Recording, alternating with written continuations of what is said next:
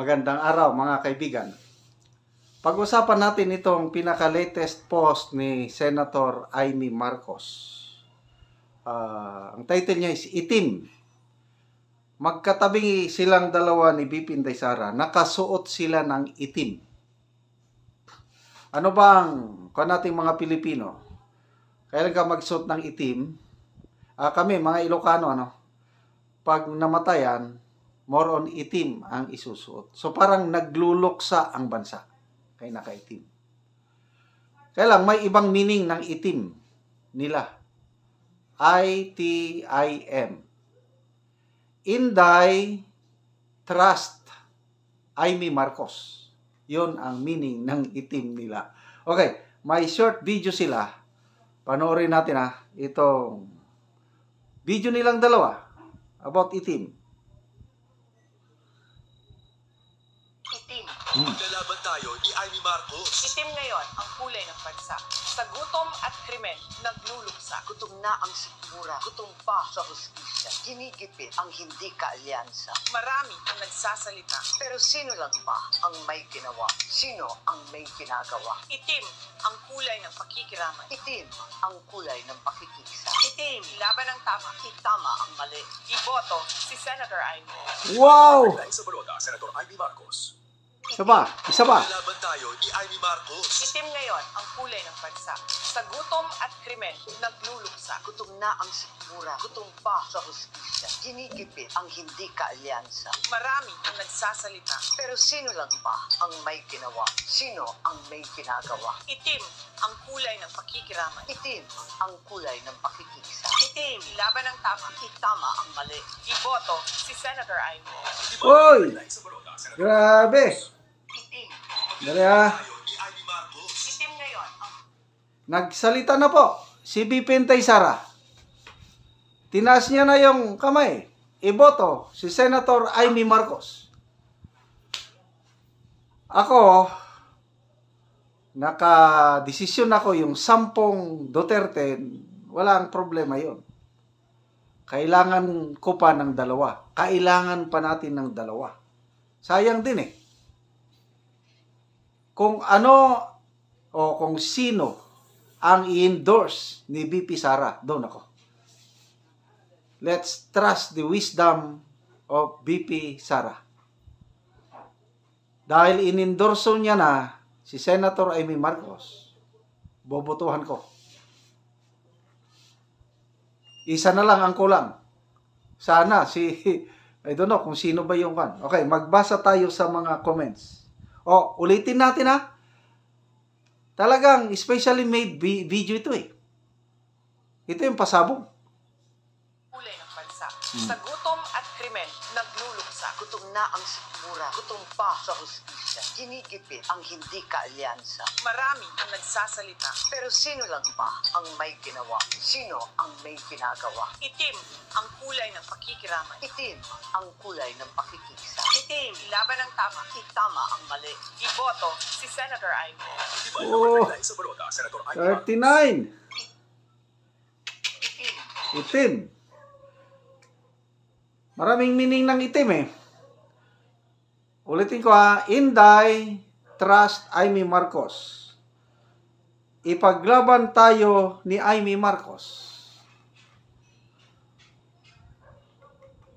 Anyway, kanya-kanya tayong desisyon. Yung 10, nagkakasundo naman tayo. Kung sino yung gusto nating idagdag na dalawa, okay na yun. Basta kung akong yung dahil nagsalita si BP Inday Sara, susundin ko. So magbasa tayo sa mga comments. Ito ang meaning ng itim. Number 1 meaning, Inday Trust Amy Marcos. Ilaban ang tama, itama ang mali. Amy tayo, ibutong muli.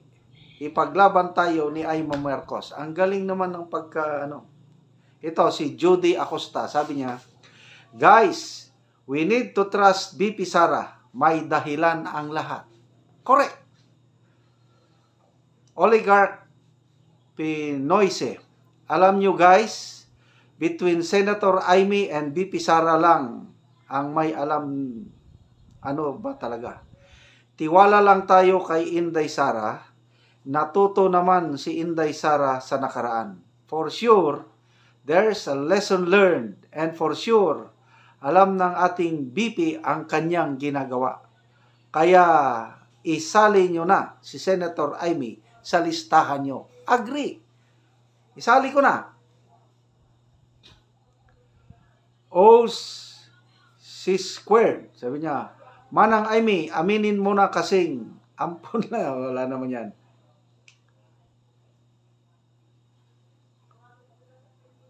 Cherry Ann Basilan. Kung tutuusin si Amy ang dahilan bakit may BBM Sara noon, baka mas okay pa kung si Amy ang naging presidente kaysa kay BBM. Nadismaya talaga ako bilang Marcos supporter. Okay na eh. Timan. Alice Luisma. Di na kailangang magpaliwanag ni BP. Sundin natin si BP for second around. Okay.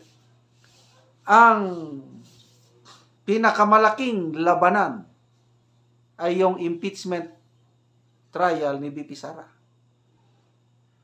Once na na-impeach siya, natanggal na siya sa pwesto, wala na.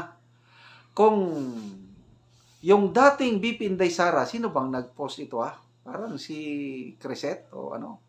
Yung old Inday Sara, baliwala sa kanya. Ma-impeach siya, okay lang. Uwi siya sa Davao and live peacefully. Kaya lang may ibang may new Inday Sara ngayon. Ano yung kaibahan ng new Inday Sara? Kailangan niyang lumaban. Yung new Inday Sara, kailangan niyang manalo sa impeachment trial niya para manalo siya sa 2028 para matulungan niyang makauwi si PRRD sa Pilipinas. Kaya ako, I trust our BP Inday Sara. Kailangan niya si Amy Marcos na manalo para makadagdag sa boto niya sa impeachment trial. Ako, gusto kong iboto si Senator Amy Marcos. Sa nakikita ko lang ito kailangan na manalo rin si Camille Villar. Kasi pag nanalo si Camille Villar, yan na. Amy, Camille. Mananalo. Tapos, nandyan na rin si Bato, si Bongo, sino pa? Marcoleta. 5 na sila. I don't know kung sino pang makakapasok. Pag makapasok si Willie Rebillame, akin lang ito Kaibigan matalik yan ni PRRD, boboto rin yan pabor kay BP Inday Sara. So, 6 na. Mga bagong senador. Yung mga incumbent. Robin Padilla. Sino pa? Senator Alan Peter Cayetano. Juan Miguel Zubiri. Villanueva. 6 plus 4. Panalo na tayo. Kaya kailangan manalo si Congressman Marcoleta, Philip Salvador, Attorney Vic. Basta, paniwalaan natin. Let's trust our BP Sara. Iboto na natin si Senator Amy Marcos. Itim. Inday Trust Amy Marcos. Okay. Mga kaibigan, salamat sa inyong pagsubaybay sa ating channel. Nakakatulong kayo ng malaki sa Tribong Talandig. Ang ating income sa channel na ito is pantulong sa Tribong Talandig ng Bukidnon. Namimigay tayo ngayon ng mga pako at yero para ma-repair ang sira-sirang bahay ng Tribong Talandig. Panoorin nyo ang video na ito. Po diyang natabangan na mo gero. Salamat kayo guys na apil ko ginapang sasin. Daghang kayong salamat.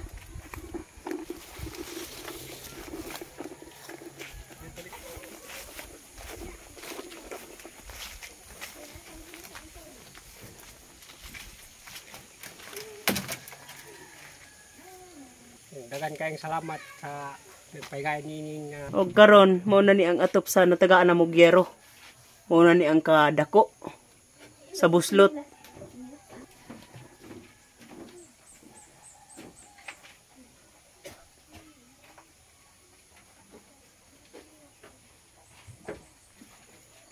Karon unsa man ang inyong ika-istorya nga natagaan na mo og Sen Lansang Paco Plincent. Unang-una, pasama ko sa Ginoo o sa nagtanaw nini nga video kay natabangan ko. Oo. Daghan kayong salamat sa Oo. mga supporter, sa mga nagdala nini nga programa. Daghang kayong salamat. Og pila na din ni katuig ang inyong balay? Kuan ni ka tuig mga 23. 23 na katuig. Oh, O 23 na katuig inani na ang hitsura niya. Sulod sa 23 ka tuig, karon pag gud mo makakuan og yero, karon pa mo makaatop og bag-o. karon pa may naka kuan nga gihinabangan mi Oo, tungod sa kalisod. tungod sa kalisod sa among pagpuyo. Dili mi makapalit og sin among yatop. Lagi. Nagpasalamat ko nga di apil ko og hinabang na apil gid ko diri bisag naa sa sok ang akong balay. Apil gid ko daghan kayong salamat. Oo.